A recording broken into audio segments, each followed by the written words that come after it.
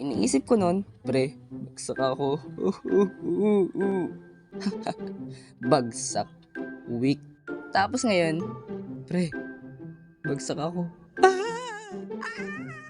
Dati, nung bata pa ako, hindi ko masyado iniisip yung mga bagay na ikakasakit ko. Tulad ng exam. Na kapag nabagsak ka, ay, sorry, I'm listening to I did my best, but I guess my best not good enough.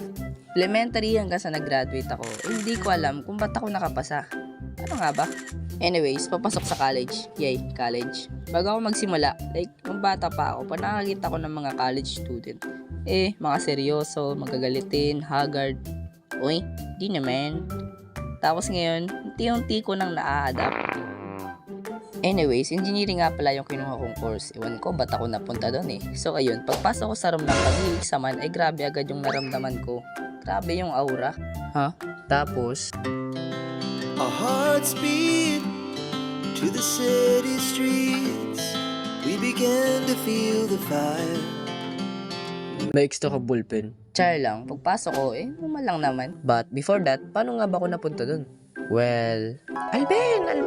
Naghahanap sa'yo sa labas! Missing ka na dyan!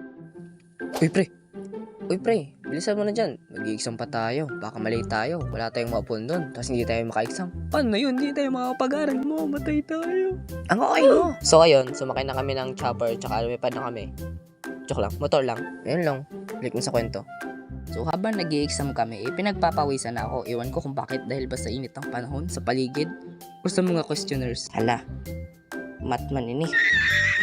So ayun nga, sinagutan ko na yung exam, halangan. But luckily, hindi ko siya naipasa. So anong masasabi mo na hindi ka nakapasa? Okay lang. So yun na nga. Ang kailangan kong gawin, kunin yung second option ko. Kaya ang ginawa ko, pumunta sa department, in-interview, tapos ka. Joke lang. So, bakit ka nag-AS? Second option ko po. Second option na lang daw tayo. Okay. Tsaka pagkatapos nun, uwi na ako, syempre. Alam nga naman, mag-stay pa ako doon, di ba? Alben, gumising ka na dyan, may naghahanap sa'yo. Uy, pre, ikaw pa rin. Uy, pre, magbihis ka na, may second chance pa daw, pwede pa mag-exam. Pass.